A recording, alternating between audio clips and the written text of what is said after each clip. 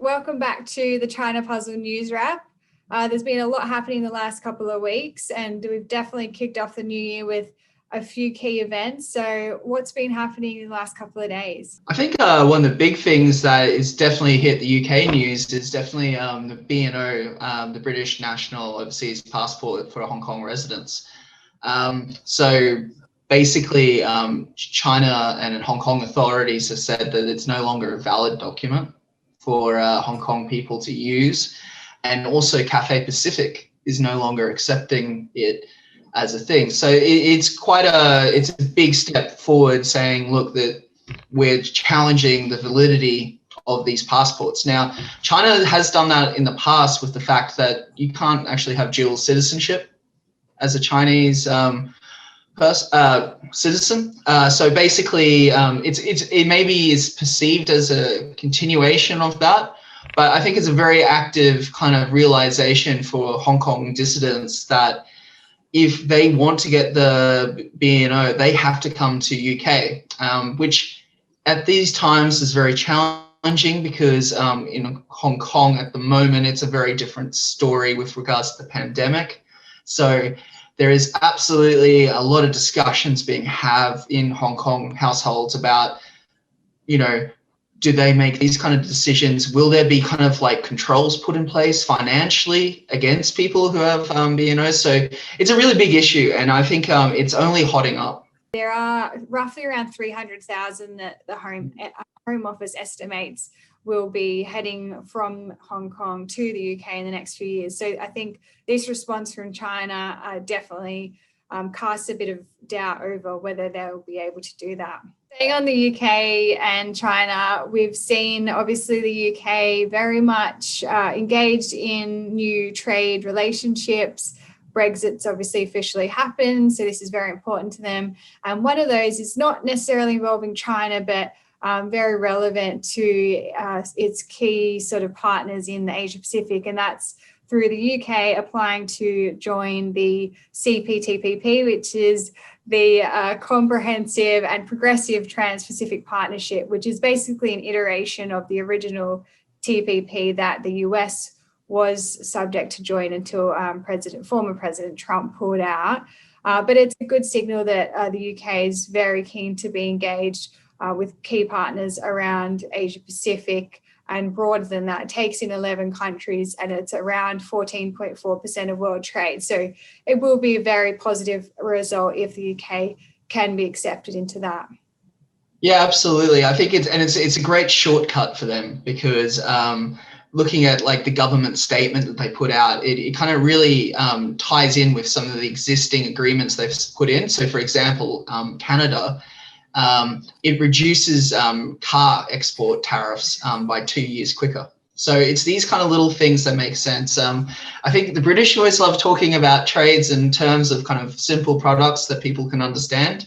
And I think if you understand the British psyche, there's a good drinking culture here. And so they're always talking about whiskey. I swear this whole trade process is based on what's good for Scottish whiskey. And for example, Malaysia, they've dropped the tariff from 165% to zero if they sign up to this. So that's kind of like the process of it all. That would definitely have a massive impact on Scotch whisky producers. So a very potentially big win for the UK on that one. Speaking of the UK still, we had Secretary of State for Trade Liz Truss at the World Economic Forum with a bunch of other leaders in the past couple of weeks. And she actually made some comments that were sort of calling China out on its recent assertive behaviour in terms of trade in the past few months.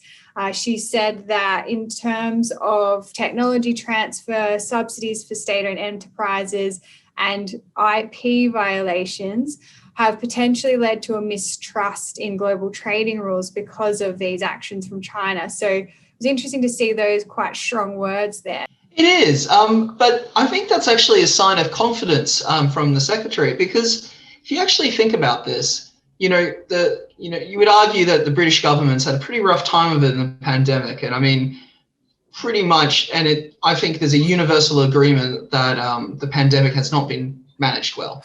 However, there is two bright spots within that, and that would be the vaccine program, which is kind of considered to be rapidly booming and increasing. So that's really good news. But one of the other areas has been that they've actually signed, I think it's over 60 trade agreements, which I think has pleasantly surprised people. There's this newspaper kind of that's targeted towards Tory voters, Tory workers called Conservative Home. And you'll see that Liz Truss's, they do like measurements of performance and how popular certain secretaries and ministers are.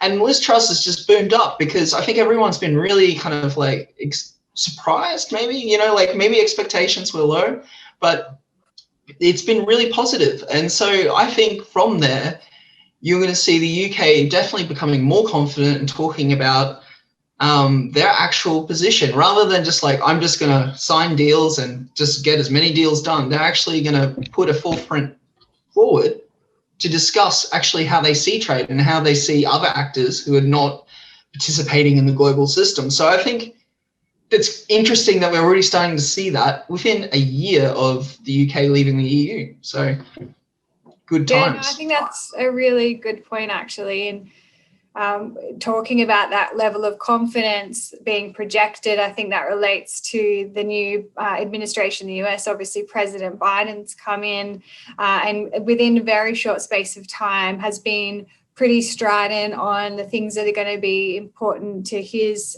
strategic engagement across Asia. He has both himself and Antony Blinken, the Secretary of State, have spoken about their support for traditional allies such as the Philippines when it comes to ongoing disputes with China in the South China Sea, as well as Taiwan. They've also spoken about their support for Japan in the East China Sea with the ongoing disputes over the Senkaku Diaoyu Islands there. So definitely he's not holding back, and I think it's definitely a reset of US-China relations. It's very interesting that you see that Biden has been very clear and like forthright in going back to traditional partners.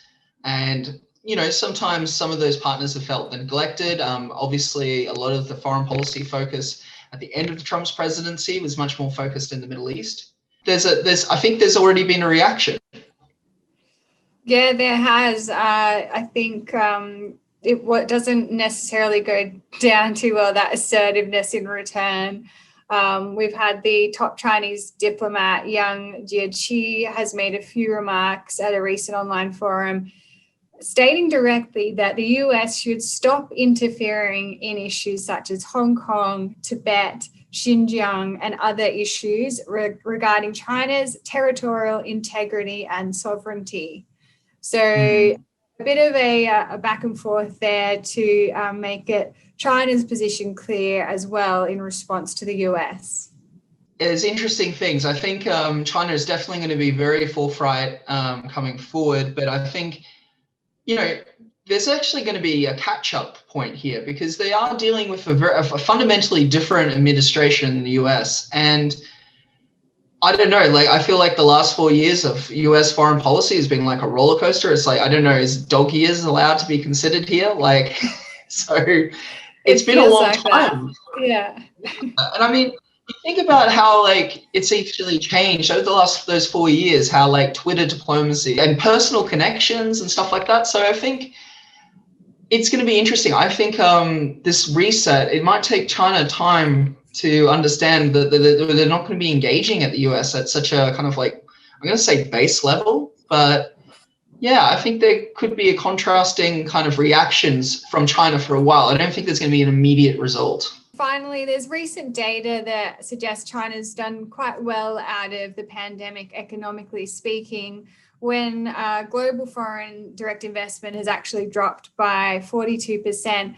China's has increased and it's now overtaken the US as the top destination for new foreign direct investment. So positive economic signs for China looking ahead. Nick, I think that's all we've got time for this week and look forward to chatting to you again soon. Absolutely. Thanks, Hannah.